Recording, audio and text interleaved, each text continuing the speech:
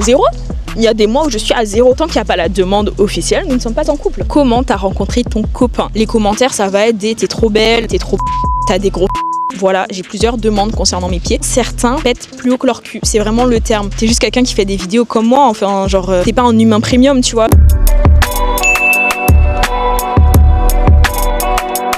Salut les filles et les garçons, bienvenue dans cette nouvelle vidéo. Aujourd'hui on se retrouve pour une FAQ pour célébrer les 10 000 abonnés sur ma chaîne YouTube. Merci beaucoup, je sais même pas quoi vous dire tellement je suis contente.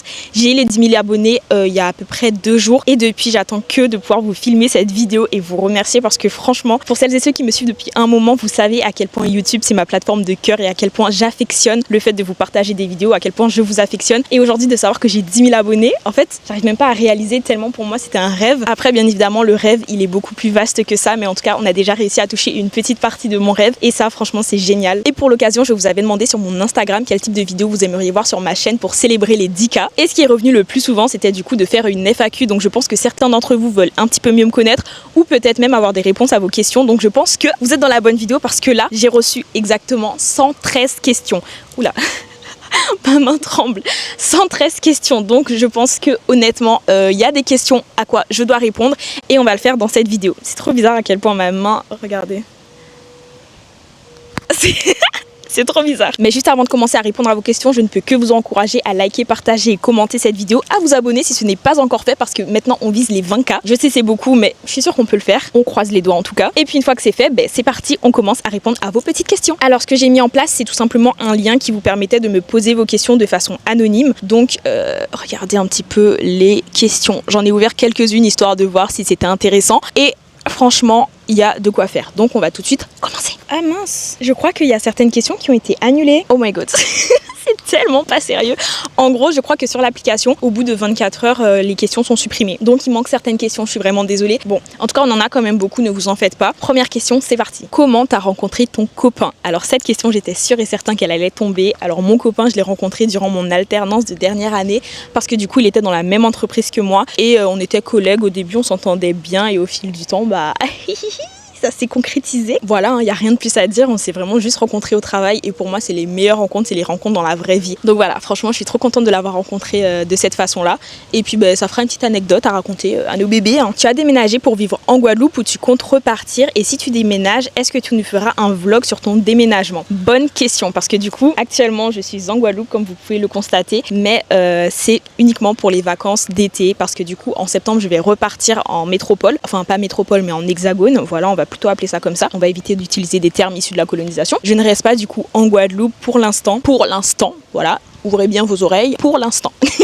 Voilà, donc je déménage pas tout de suite ici parce que pour moi, si je reviens en Guadeloupe, c'est vraiment pour pas finir ma vie, mais en fait, pour moi, c'est un peu la finalité, c'est de venir ici. Et actuellement, j'ai pas atteint tous mes objectifs de vie, que ce soit en termes d'études, que ce soit en termes de réseaux sociaux, YouTube, etc. Ou même en termes d'objectifs personnels, je trouve que c'est pas le moment pour moi de revenir en Guadeloupe. Ça reste un de mes objectifs à terme, mais pas à court terme, voilà. Peux-tu nous faire 2 vidéos par semaine pour les vacances? Alors honnêtement, j'adorerais, je rêverais de pouvoir vous faire 2 vidéos par semaine, que ce soit pendant les vacances ou même le reste de l'année. Mais malheureusement, étant donné que je fais mes propres montages toute seule, ça réduit un petit peu le champ des possibles parce que du coup, j'ai que 2 mains, je ne peux pas être partout. Et pour l'instant, je monte pas suffisamment vite pour vous proposer 2 vidéos par semaine. Et attention, je vous vois venir, je vois les monteurs atterrir dans mes mails. Je n'ai pas les moyens de prendre un monteur pour l'instant. J'ai déjà parlé avec plusieurs monteurs, mais en fait, c'est un coût, le montage YouTube. Et je remets pas du tout en question vos tarifs parce que chaque travail mérite salaire. Mais en tout cas, pour moi, actuellement, c'est pas du tout possible parce que j'ai pas l'argent. Genre vraiment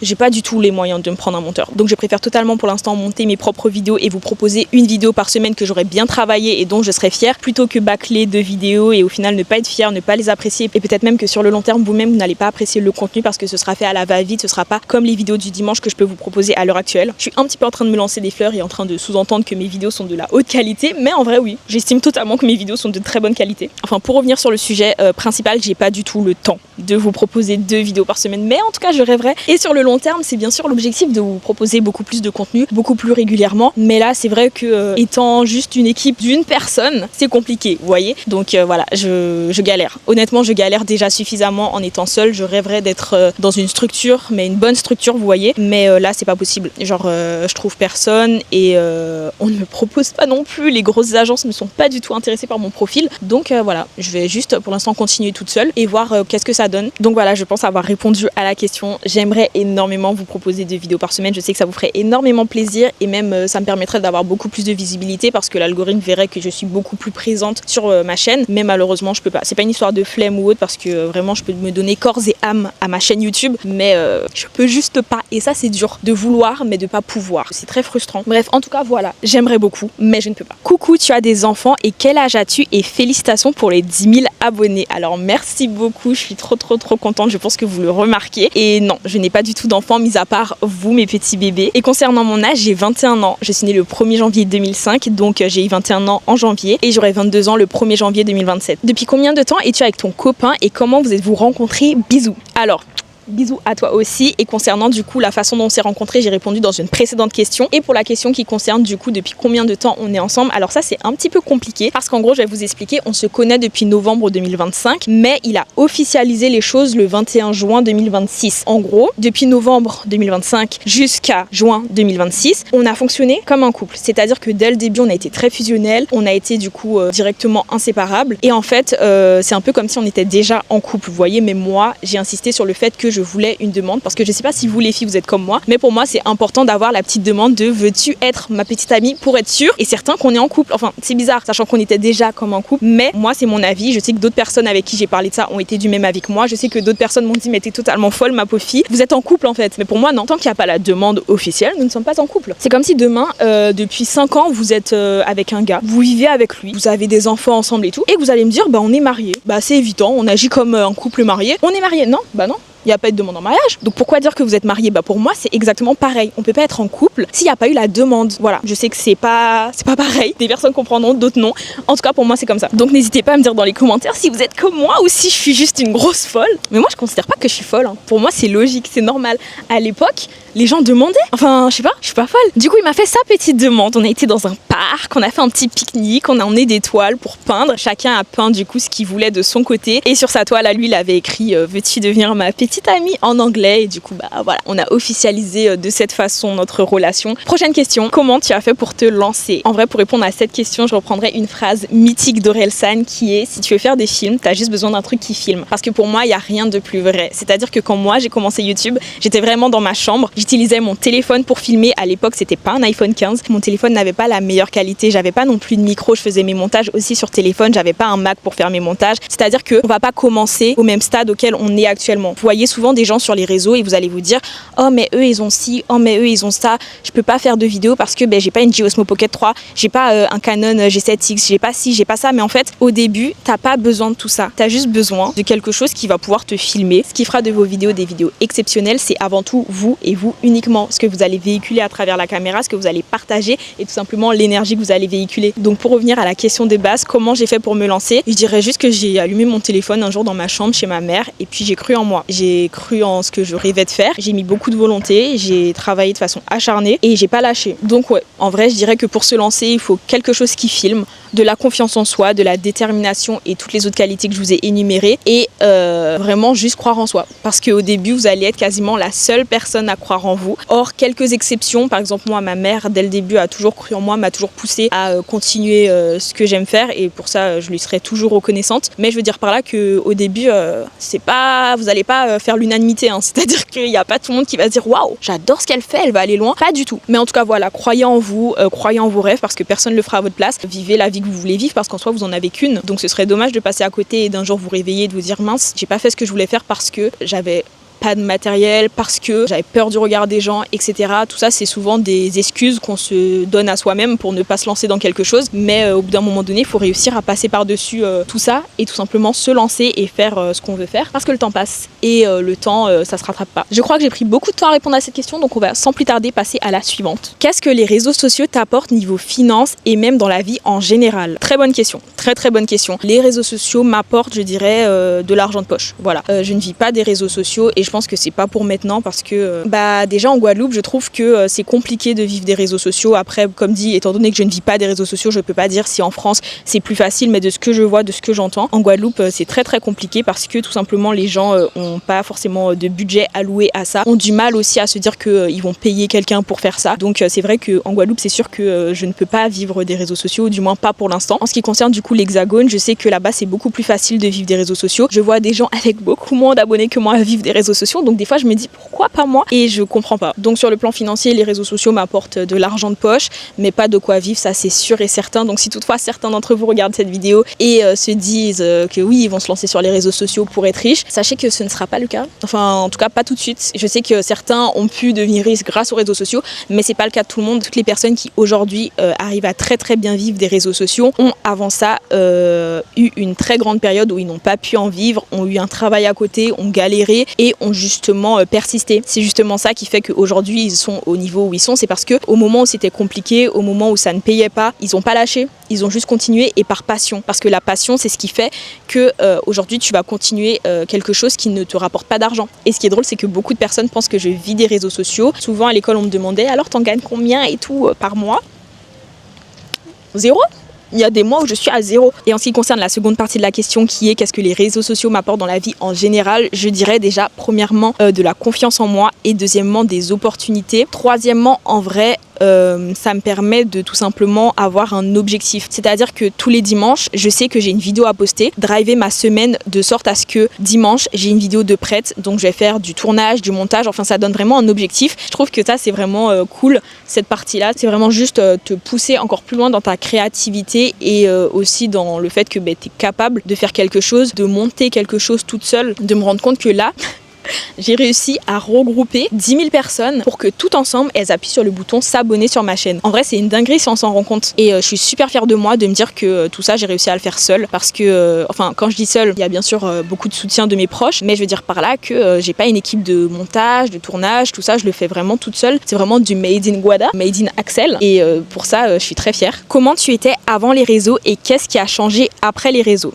Bonne question. En vrai j'ai toujours aimé les caméras. Honnêtement du plus loin que je me rappelle, on m'avait offert une tablette et déjà là je me filmais, enfin c'était des vidéos très très très gênantes, très très catastrophiques. J'ai filmé en fait mon nez. C'est bizarre, ma mère comprendra, mais en fait je filmais mon nez et je disais ma sublime narine. Je sais pas pourquoi, j'avais une tablette comme ça, je me filmais en selfie et je disais regardez ma sublime narine et tout. Enfin c'est extrêmement gênant, hein. Vraiment je vous passe les extraits parce que je crois que je ne les ai même plus malheureusement, ou heureusement je sais pas trop. Depuis petite j'ai toujours eu ce truc d'aimer me filmer, d'aimer être prise en photo. Je me souviens encore que souvent avec ma grande sœur on partait à la plage, on partait dans de jolis endroits et on s'amusait juste à se prendre en photo. On postait pas forcément les photos à l'époque, on prenait juste des belles photos de nous et on adorait ça. Et moi je pense que j'ai pris goût à tout ça. Même au-delà de ça, ma mère avait un appareil photo en fait quand j'étais petite, elle nous prenait en photo et je pense que tout ça, ça a forcément joué dans ma personnalité et dans le fait que j'aime être du coup de ce côté de la caméra. Avec le temps, avec les années et le travail que je fais sur mes vidéos YouTube, j'aime aussi toute la partie post-prod aujourd'hui, mais ouais, je prends beaucoup de plaisir à être de ce côté de la caméra et je pense que vous le remarquez, donc je dirais que c'est vraiment ma personnalité déjà de base. Après en vrai, avant les réseaux,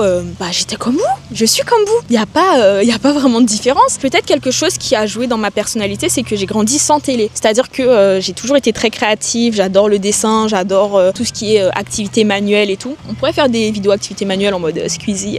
En gros, j'aime créer. Tout ça, forcément, ça fait de moi Axel, JDH, qui fait des vidéos sur les réseaux parce que c'est mon moyen à moi aujourd'hui de partager mon art. Pour moi, les réseaux sociaux, ça a été le meilleur moyen pour moi de m'exprimer, d'avoir tout simplement la possibilité d'échanger avec des gens à propos de ce que je fais. Vous voyez, ce truc d'échange, j'adore ça. Et c'est ce qui m'embête en fait sur d'autres plateformes, c'est le fait que malheureusement je trouve il y a beaucoup trop d'hommes aujourd'hui sur les réseaux sociaux. Après je veux pas non plus vous couper les réseaux sociaux, je dis pas ça, mais je veux dire par là que moi j'aime être vue pour ce que je fais et non pas pour ce que je suis. C'est-à-dire qu'aujourd'hui sur TikTok, sur Instagram, les commentaires ça va être des t'es trop belle, t'es trop t'as des gros.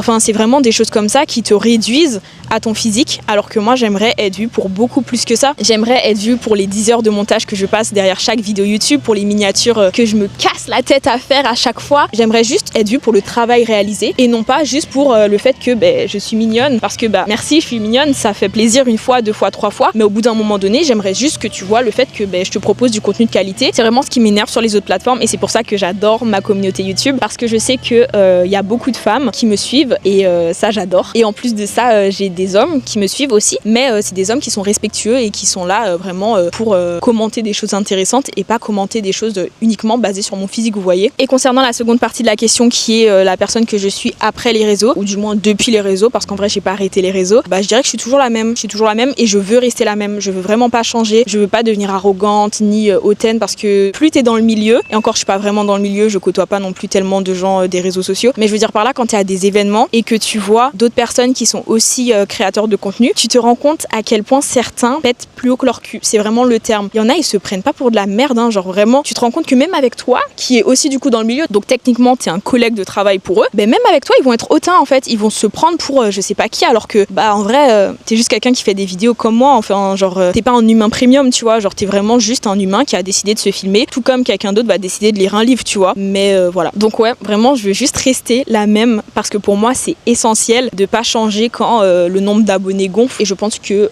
ceux et celles qui sont là depuis le début pourront en attester que je suis toujours la même personne. Tu as fait quelle étude? Alors là je vais être en septembre diplômée d'un BUT en technique de commercialisation. Pour parler français, c'est de la vente, du marketing et de la communication regroupés en 3 ans. C'est un bachelor universitaire technologique. C'est en gros au niveau licence, c'est 3 ans après le bac. Donc voilà, je pense avoir pu répondre à ta question. Je suis diplômée d'un BUT en technique de commercialisation. Tu peux parler de comment s'est passé ton déménagement en France, le fait de quitter la Guadeloupe, etc. Si c'était simple, quelle aide de l'État tu as pu recevoir? Pour ma part, partir en France, ça a été compliqué, très compliqué parce que j'ai grandi ici, je suis née ici et la Guadeloupe représente pour moi tout ce que j'aime. La Guadeloupe déjà c'est ma famille parce que toute ma famille habite ici, ou du moins la famille proche. La Guadeloupe c'est aussi une culture qui m'est chère, un style de vie qui pour moi est le meilleur. Franchement j'adore pouvoir me dire que là par exemple il est 16h46 et je suis assise par terre dans l'herbe dans le jardin d'un hôtel pour faire une vidéo YouTube et que c'est totalement ok. Vous voyez, il n'y a personne ici qui va venir me déranger. Il fait 30 degrés et pas 30 degrés étouffant comme en France quand c'est la canicule. Il fait 30 degrés avec du vent, avec un climat humide. C'est vraiment pour moi chez moi, et me dire que j'ai dû quitter tout ça, c'était très compliqué. Les premiers mois étaient éprouvants. J'étais pas dans un environnement qui pour moi était naturel en fait. Genre vraiment j'étais dans un environnement hostile. C'était pas chez moi, je voulais rentrer chez moi. Là-bas les gens sont pressés, les gens ne prêtent pas attention à toi. C'est-à-dire que les gens, ils vont habiter dans un immeuble pendant 10 ans. Ils ne sauront pas qui sont les gens qui vivent juste à côté d'eux, juste en face d'eux. Alors qu'ici tu vas connaître tes voisins, tu vas connaître un petit peu leur vie, tu connais les petits-enfants d'un tel. Enfin, ici les gens sont beaucoup plus accueillants, sont beaucoup plus chaleureux qu'en Hexagone. Vous pouvez dire ce que vous voulez. L'Antillais est certes très rose parfois, mais il va aussi être là pour toi parce que en fait en France tu peux mourir de faim, tout le monde s'en fout. T'es totalement isolé, ça a été mon cas. Les gens n'en ont rien à faire en fait que tu sois seul. Et en termes d'aide de l'État, j'ai pu percevoir la bourse de la DOM. Écoutez bien tous les lycéens et lycéennes qui m'écoutent parce que ça peut peut-être vous concerner. Pour vous la faire courte, la bourse cadre à venir, c'est tout simplement une bourse qui va permettre aux étudiants sélectionnés, donc pour être sélectionné, il faut tout simplement avoir de bons résultats au baccalauréat, mais aussi d'avoir un projet professionnel qui rentre dans certaines catégories que eux y demandent. Et si toutefois vous êtes pris, vous allez passer des entretiens, etc. Cette bourse va du coup vous permettre d'avoir un soutien financier, mais aussi un soutien sur tout ce qui est billets d'avion, parce que du coup entre vos années d'études pendant les grandes vacances, vous allez bénéficier d'un billet d'avion offert pour rentrer en Guadeloupe et repartir en France une fois que l'été est terminé. Donc cette bourse c'est vraiment pour pallier au problème de perdre les étudiants qui ont tendance à partir en France et ne jamais revenir. Là c'est vraiment le but, c'est de les aider, leur faciliter leurs années d'études lorsqu'ils sont en Hexagone pour par la suite pouvoir revenir au pays et prendre des emplois dont la Guadeloupe a besoin et cherche des gens. Donc voilà, je sais pas si j'aurais bien expliqué, mais l'idée globale c'est ça. N'hésitez pas à checker du coup le lien que je vous aurais mis en description si toutefois vous êtes intéressé par cette bourse pour avoir toutes les informations nécessaires. Donc si vous avez les capacités scolaires pour prétendre à cette bourse et que vous souhaitez à l'issue de vos études revenir en Guadeloupe, bah foncez, franchement foncez parce que vous n'allez pas du tout regretter. Est-ce que tu vas faire des réseaux sociaux ton métier à temps plein ou est-ce que tu as un autre projet pro? Alors ça, bonne question. Honnêtement, les réseaux sociaux, comme dit, c'est un rêve. Donc si ça peut fonctionner au point où demain je vous dis que c'est mon métier, bah je vais jamais dire non parce que c'est un petit peu le rêve d'enfant de pouvoir me dire que je suis youtubeuse et que je vis grâce à ça. Donc oui, j'aimerais bien pouvoir en vivre, mais aujourd'hui vient la question de est-ce que c'est vraiment possible? Ça, c'est forcément une question qu'il faut prendre en compte et je ne sais pas. Mais parallèlement, il faut se dire que je n'ai pas de projet professionnel. Étant donné que j'aime tellement ce que je fais sur les réseaux sociaux, j'arrive pas à me projeter dans un métier. C'est vraiment très compliqué pour moi. J'ai vu énormément de conseillères d'orientation. Vous n'imaginez pas à quel point j'ai pu voir de conseillères d'orientation. Je n'arrive pas.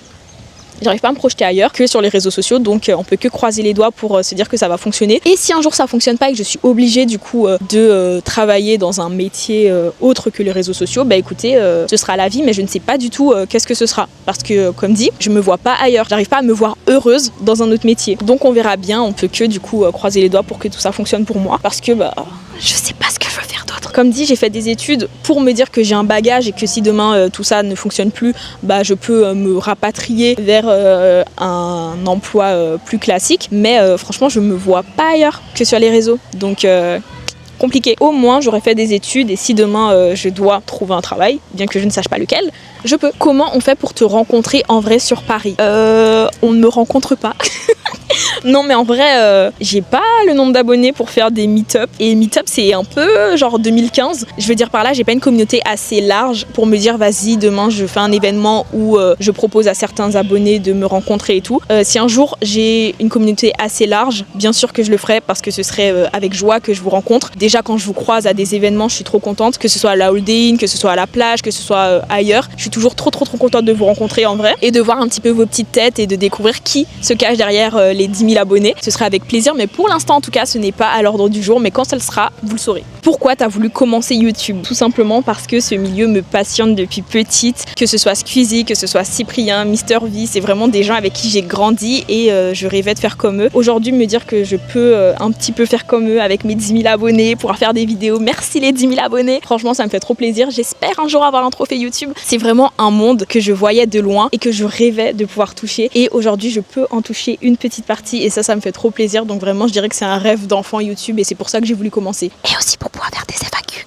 Vraiment ça j'adore. J'ai plus de batterie. Petite pause dans le tournage parce que j'ai plus de batterie sur mon téléphone, donc heureusement qu'avec moi j'ai ma batterie externe. On attend que ça se rallume, sinon vous passez une bonne journée. Je constate aussi que je n'ai plus de batterie dans la caméra, donc on va mettre une petite recharge. Je suis à 3%. Coucou Mago, sans être indiscrète, mais pourquoi tu veux pas montrer ton copain? Bisous, j'aime trop tes vidéos. Alors merci beaucoup. Et t'inquiète pas, la question n'est pas indiscrète. Pourquoi je veux pas montrer mon copain? Tout simplement parce que je l'ai connu, il n'était pas vraiment sur les réseaux sociaux et je me vois pas le forcer à faire quelque chose qu'il ne veut pas faire. Et surtout, j'aime bien garder un côté de ma vie privée. C'est-à-dire que mon type de contenu c'est du lifestyle, donc j'ai tendance à vous montrer quand même beaucoup de ma vie, mon quotidien, etc., mes amis. Mais c'est vrai que pour mon copain, je veux garder ça privé et j'ai aussi tendance à croire un petit peu au mauvais œil, donc je préfère me dire que vous le voyez pas et c'est mieux comme ça parce que tout le monde sur les réseaux sociaux n'est pas toujours bienveillant, donc je me dis que si toutefois demain je le montre et qu'après ça se finit entre nous, je me dirais c'est parce que je l'ai montré et qu'on m'aura porté l'œil. Je sais que c'est bête mais j'y crois un petit peu, donc les choses qui sont vraiment très belles comme ma relation avec lui, j'ai vraiment envie de la garder pour moi et de pas la partager. Après je vous partage quelques petites parties, mais je veux dire je veux pas non plus vous le montrer totalement et je pense que certains d'entre vous comprendront. Faut vraiment se dire que j'ai pris la décision d'être sur les réseaux sociaux et cette décision ne concerne que moi, je peux pas l'obliger lui à être sur les réseaux sociaux. Mes copains, mes copines, ils acceptent d'être sur mes vidéos parce que bah, c'est mes copains et mes copines, genre c'est mes potes, mais c'est vrai que mon amoureux, bah, j'ai envie que ça reste mon amoureux quoi. La pause pendant le tournage se poursuit parce que du coup j'ai dû libérer de l'espace sur la carte SD, j'en avais plus et on va se refaire une petite beauté. Ce gloss là, j'adore. En fait, il y a des paillettes, on le voit surtout dans mon miroir, il est comme ça.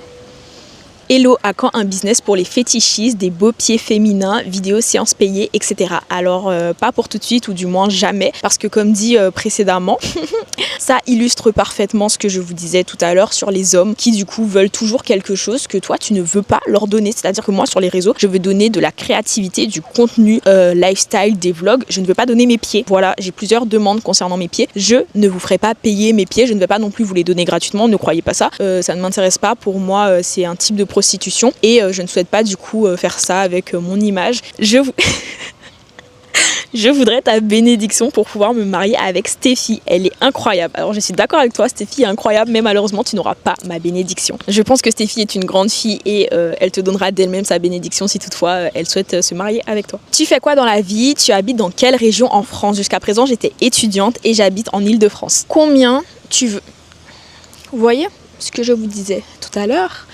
Combien tu veux pour me laisser sniffer ton dessous de pied? C'est sérieux. Vous voyez, cette question-là, elle illustre parfaitement ce que je vous disais concernant les hommes et les réseaux sociaux tout à l'heure. T'es en couple? Alors oui, je suis en couple. Je pense que vous l'aurez compris depuis le début de la vidéo. Franchement, je suis trop contente d'être en couple. Je suis trop contente d'avoir la relation que j'ai avec mon copain parce que je trouve que c'est vraiment une relation saine. Et par rapport à ma première relation qui s'était très mal passée pour les nouveaux sur ma chaîne, je trouve que là, je suis bien tombée et je pouvais pas tomber mieux en fait. Vraiment, avec du recul, j'ai vraiment pour moi le meilleur copain. Continue tes vidéos, elles sont incroyables. Merci beaucoup, ça fait trop plaisir et bien sûr que je vais continuer et vous êtes incroyable aussi de me suivre dans cette aventure. Merci beaucoup. Mon père est parti comme le tien. Crois-tu que je dois lui donner une seconde chance? Alors ça, c'est vraiment propre à toi. C'est vraiment quelque chose que tu ne peux pas demander forcément aux gens parce que c'est comment toi tu vis la chose et il faut pas non plus t'obliger à lui donner une seconde chance parce que tu dis que c'est ton père. Faut vraiment juste écouter et te dire que si toutefois tu n'acceptes pas le fait qu'il soit parti à un moment de ta vie et que maintenant il revienne, bah c'est ton droit et c'est totalement ok. Il faut pas écouter les gens qui vont dire faut le pardonner, c'est ton daron, faut le pardonner, c'est ta famille. Non, tu pardonnes qui tu veux. Moi je suis quelqu'un de très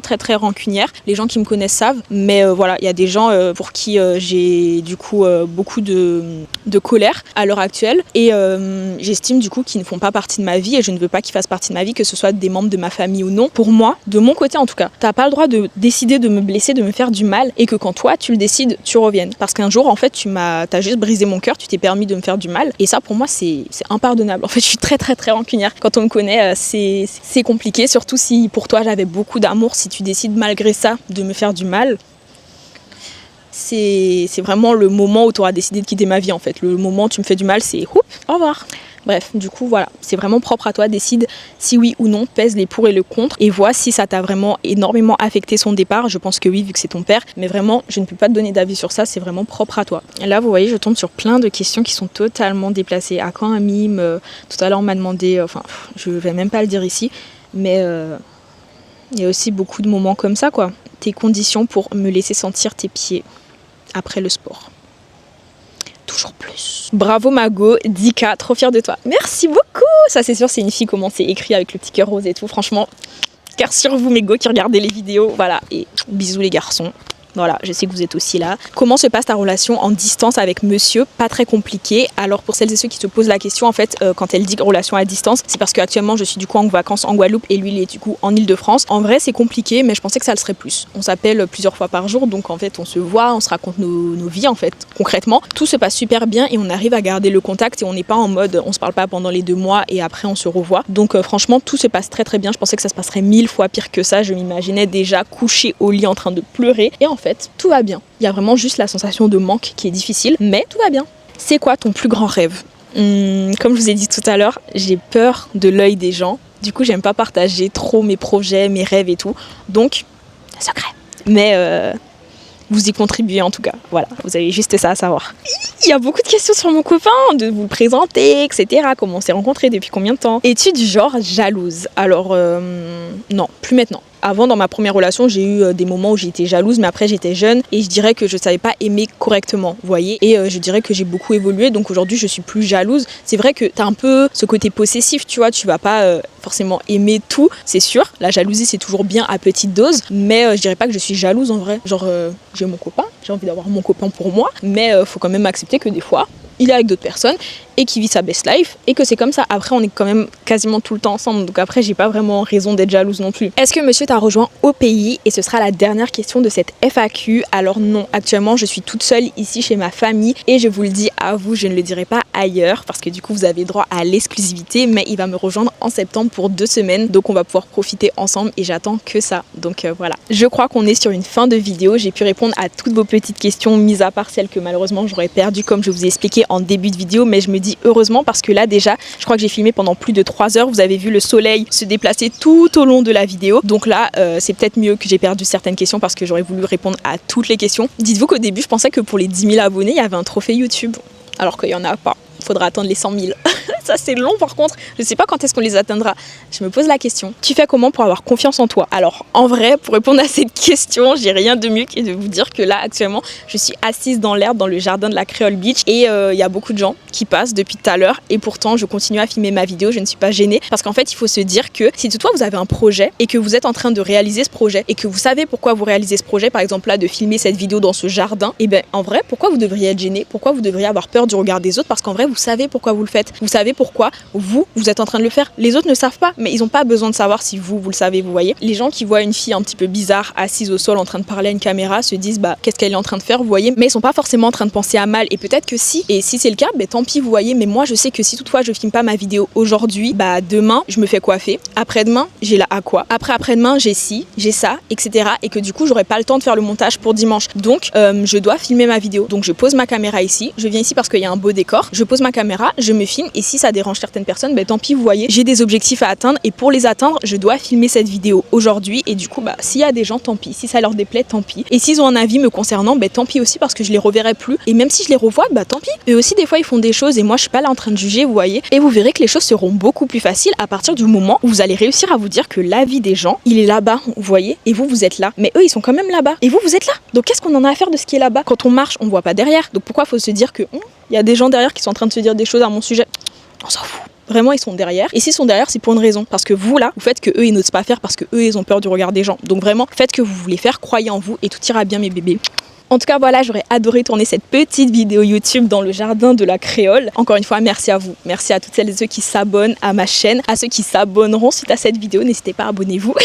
N'hésitez pas à liker, partager et commenter cette vidéo. À laisser un petit cocotier dans les commentaires si toutefois la vidéo vous aura plu et que vous êtes resté jusqu'à la fin. Normalement, il y a un shooting photo que j'aurais réalisé pour les 10 000 abonnés. Bon, j'aurais réalisé toute seule avec un gâteau que mon papa et moi on aura fait. Un shooting photo que j'aurais réalisé du coup avec mon petit appareil photo. Enfin, un truc assez ghetto, mais je crois que le résultat est pas mal. Je crois. J'ai pas encore fait le shooting photo, mais je crois. Donc n'hésitez pas à aller sur mon Instagram que je vous mettrai en description. Donc voilà, j'ai assez parlé. J'arrête. Je vais boire de l'eau parce que j'ai la gorge sèche. En tout cas, merci mille fois, merci encore. Et puis bah, je vous dis à dimanche prochain pour la prochaine vidéo. Bisous. Sometimes you love too hard, sometimes you go too far. I won't want you if you need me.